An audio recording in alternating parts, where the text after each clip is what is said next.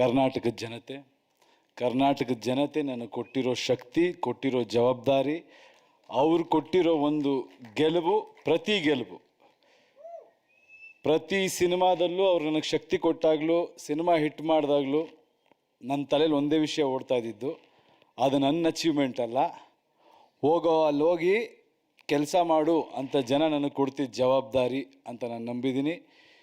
ಅದೇ ರೀತಿ ಪ್ರತಿ ಸಿನಿಮಾನೂ ನಾನು ಕೆಲಸ ಮಾಡ್ತಾ ಮುಂದೆ ಹೆಜ್ಜೆ ಇಟ್ಟಿದ್ದೀನಿ. ಆ ಹೆಜ್ಜೆಗೂ ಎಲ್ಲ ಗೌರವಿಸಿದ್ದೀರ. ಟಾಕ್ಸಿಕ್ ನೀವು ಕೊಟ್ಟ ಹಳೆಯ ಗೆಲುವಿನ ಪ್ರತೀಕ. ಈಗ ಮುಂದಿನ ಹೆಜ್ಜೆ ಇಡ್ತಾ ಇದ್ದೀವಿ. ಇನ್ನೂ ಒಂದು ಹೆಜ್ಜೆ ಮುಂದೆ ಹೋಗೋ ಪ್ರಯತ್ನ ಮಾಡಿದ್ದೀವಿ. ನಿಮ್ಮ ಆಶೀರ್ವಾದ ಇರಲಿ, ಯಶ್ ಮೇಲೆ ನಂಬಿಕೆ ಇರಲಿ.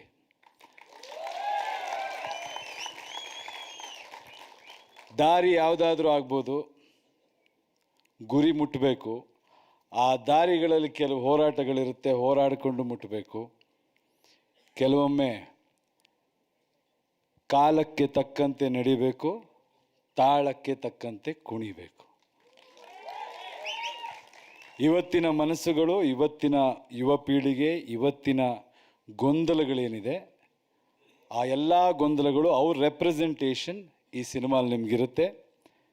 ತುಂಬ ಡೀಪ್, ತುಂಬ ಅದ್ಭುತವಾದ, ಮನುಷ್ಯರಿಗೆ ಬೇಕಾದ ವಿಷಯ ಇರುವಂಥ ಒಂದು ಚಿತ್ರ ಆಗುತ್ತೆ. ಕನ್ನಡಿಗರು ಹೆಮ್ಮೆಯಿಂದ ಹೇಳ್ಬೋದು.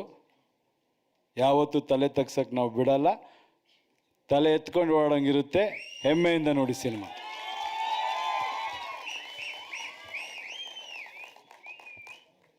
And then now